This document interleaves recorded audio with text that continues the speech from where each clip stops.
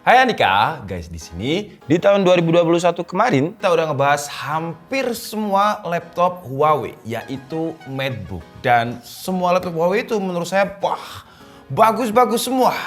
Bismillah ya, Komisaris Huawei tahun 2023. Jadi untuk membuka awal tahun 2022 ini, saya akan memberikan rekomendasi laptop dari Huawei yang mungkin bakalan cocok buat kalian.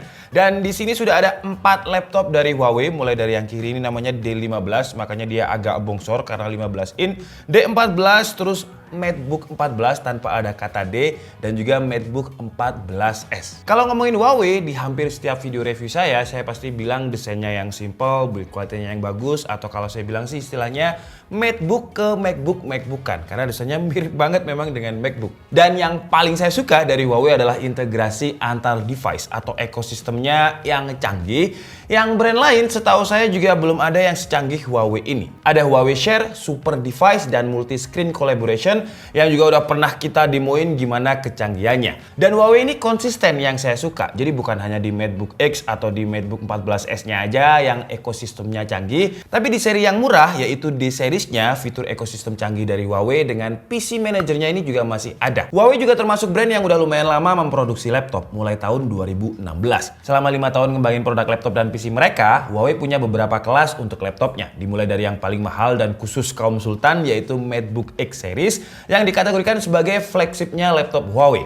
Lalu ada MateBook D series di kelas mainstream, MateBook series, dan terakhir MateBook E series yang sayangnya untuk E series ini belum masuk Indonesia. Dan karena MateBook E series belum masuk Indonesia dan yang X series saya nggak punya karena terlalu mahal, jadi kita klasifikasikan dari yang kita ada aja. Yang pertama buat pelajar, pekerja kantoran, gaming, dan juga editing tipis-tipis atau sekedar nonton konten atau film. Terutama bagi yang mau nyobain laptop Huawei tapi budgetnya belum ada untuk beli yang MateBook X. Saya bakal rekomendasiin untuk MateBook D series. Seperti di sini ada Huawei MateBook D14 dan D15. Walaupun bisa dibilang ini adalah entry levelnya Huawei, tapi fitur-fitur canggihnya tetap ada, nggak kalah dengan MateBook 14. Jadi slimnya tetap dapet, fingerprint power buttonnya juga dapet, ciri khas kamera yang tersembunyi di dalam keyboard juga ada. Pengalaman ekosistemnya pun bisa dicoba kalau kita punya device Huawei yang lain. Dan walaupun masuk ke kelas entry levelnya Huawei, tapi MateBook seri D ini sudah mengusung layar IPS dengan bezel yang tipis untuk kesan yang lebih premium, yaitu tadi ya,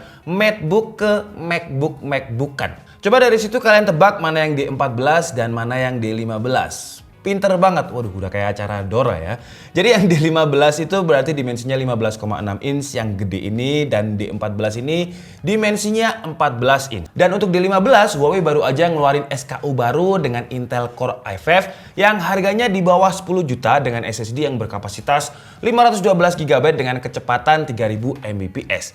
Core i5 di bawah 10 juta, SSD 512 GB dengan form factornya Huawei, dan segala fiturnya menurut saya sih harganya worth to buy banget. Dan biasanya di paket pembeliannya Huawei itu banyak banget bundling. Untuk info bundling dan promonya apa aja, kalian bisa langsung cek di kolom deskripsi. Setelah D series, sekarang kita bahas MateBook 14 yang nggak ada kata D-nya. Memang kalau misalkan dari belakang itu kayak terlihat sama aja ya, cuman kalau kalian teliti beda. MateBook 14 ini lebih premium. Di bagian edge-nya ini ada kayak semacam chrome, sementara untuk D series nggak ada. Dan selain dapat semua fitur-fitur yang tadi saya sebut, MateBook 14 ini juga udah lumayan bisa untuk dipakai ngedit karena layarnya udah resolusi 2K dengan 100 sRGB. Jadi untuk akurasi warnanya udah bisa diandalkan untuk editing. Selain layar yang mumpuni, performanya juga sudah bisa diandalkan dengan efisiensi tinggi karena MateBook 14 sudah menggunakan prosesor Intel Core i5 1135G7. Meskipun kalau buat main game ya masih seadanya ya, karena memang ini bukan laptop gaming. Tapi kalau digunakan hanya untuk game-game casual seperti Dota 2, Valorant, itu bisa jalan dengan lumayan lancar. Terus kalau misalkan budgetnya masih melebihi MateBook 14 tapi belum cukup untuk beli MateBook X, bisa beli MateBook 14S. Jadi ada kata S-nya. Untuk resolusi layarnya MateBook 14S lebih tinggi dengan resolusinya itu 2,5K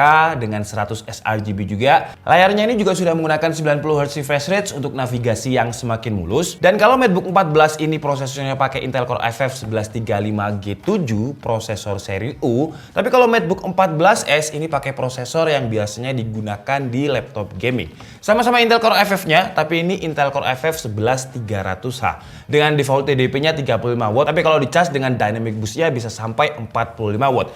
Ini adalah prosesor yang biasanya ada di laptop gaming. Dan bedanya lagi di MacBook 14S kameranya udah nggak pakai kamera signature atau ciri khasnya Huawei yang ada di keyboard, udah ada di atas, yang kalau saya pribadi prefer di atas karena saya nggak suka angle dari bawah. Oke, jadi itu tadi adalah highlight perbedaan dari Huawei MateBook, ada D series dan juga MateBook 14 dan 14S. Kesimpulannya, kalau sehari-hari kalian pakainya untuk sekolah, buka dokumen, browsing, online meeting, dan sekedar gaming casual, MateBook D series ini lebih cocok. Tapi kalau misalkan masih pengen nabung dan pengen performa yang lebih tinggi lagi, bisa pilih Huawei MateBook 14S karena selain resolusinya 2,5K lebih tinggi dari ketiganya ini, dia juga udah touchscreen dengan refresh rate 90Hz, dan untuk prosesornya pakai H series atau prosesor yang biasanya digunakan di laptop gaming. Dan kalau punya budget lebih lagi, wah gila ya, budgetnya lebih terus ya. Tapi enggak, ini beneran. Kalau misalkan kalian punya budget lebih, bisa beli device Huawei yang lain juga untuk merasakan gimana keharmonisan ekosistemnya. Oke, jadi itu tadi adalah rekomendasi laptop dari Huawei. Kalau misalkan kalian dikasih pilihan, kira-kira kalian bakalan pilih yang mana? D series, MateBook 14 atau MateBook 14S? Silahkan tulis di kolom komentar. Saya Dika Budi and see you on the next video. Bye-bye.